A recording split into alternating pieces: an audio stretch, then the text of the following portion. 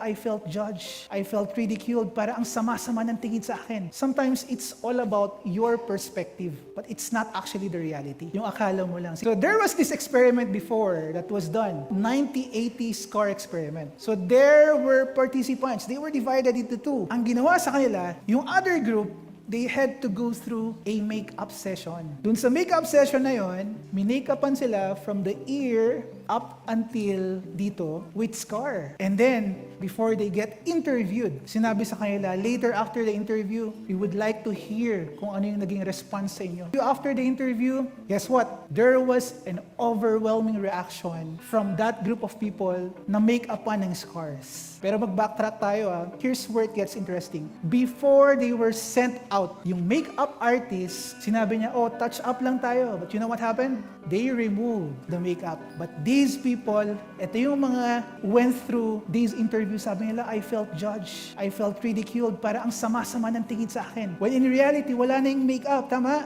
And that just goes to show, sometimes the problem probably is not what's going around us, but it's our perspective about things. Sometimes it's all about your perspective, but it's not actually the reality.